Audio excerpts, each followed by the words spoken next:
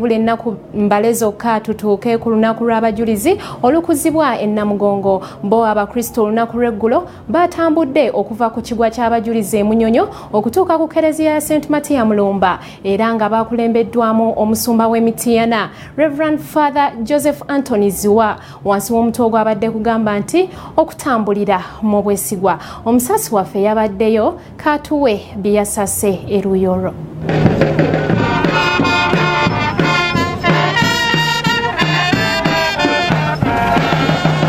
Okujjukira abajulizi abattibwa Kabaka Mwanga, abakristu batambudde okuva ku kigwa ky'abajulizi eky'e Munyonyo okutuuka ku ekereziya ya St. Matiya Mulumba ku Kampala mukadde. Okutambula kuno kwajjiddwako akawuuwo Ssaabasumba w'ekereziya Katulika Kitaffe mu Katonda Cyprian Kizito Lwanga ne kukulemberwamu omulabirizi w'ekereziya y'Emityana Kitaffe mu Katonda Joseph Anthony Ziwa. Ono nno yasabye bannamawulire mu ggwanga okulekeraawo okulaga ebifaananyi by'abatamiivu ababeera e Namugongo ku lunaku lw'okulamaga, wabula balage ebintu ebikwata ku ddiini okusobola okuwa abakkiriza essuubi n'okubasomesa.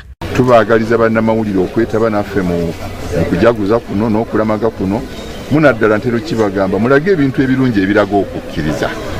Tugeza ng'e Namugongo bawona gye munaaba mukwata amawulire bwe mulaba omuntu atamidde oyo tazze kulamaga oyo si waffe era muleme okumussa ku TV nga mugamba nti baabana abaabadde Namugongo kati mulabe olwaliro ffe nga bagenda okulamaga kuno kwe tulimu kulamaga kwennyini okulungi lwaki otuleetera omutamiivu oyo si waffe. Mu bantu ab'enjawulo abeetabye mu kutambula kuno mwe mwabadde minisita y'ebyobulambuzi Maria Mutagamba ne minisita y'ebyempisa Kitaffe mu Katonda Simon Lokodo. Wano minisita y'ebyobulambuzi Maria Mutagamba we yasinzidde n'ategeeza nti yadde abajulizi bano battibwa mu bukambwe bawa Uganda ettutumu ekireeta abalambuzi okuva mu mawanga ag'enjawulo okulamaga ekikolwa ekitumbula ebyenfuna by'eggwanga.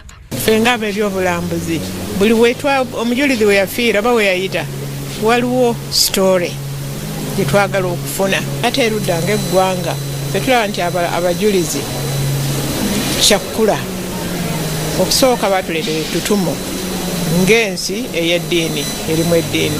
Ekyokubiri batumanyisa ebweru abantu mu nsi yonna kati bamanyi nti waliyo abajulizi ba Uganda.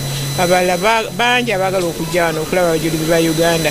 Omuntu bwe bava ewaabwe n'ajja mu Uganda nti adde kulaba abajulizi ba Uganda. Ffe nga Uganda tufunamu byemwoyo ate tufunamu mu byensi, tufunamu ssente, abantu baffe bakola emirimu.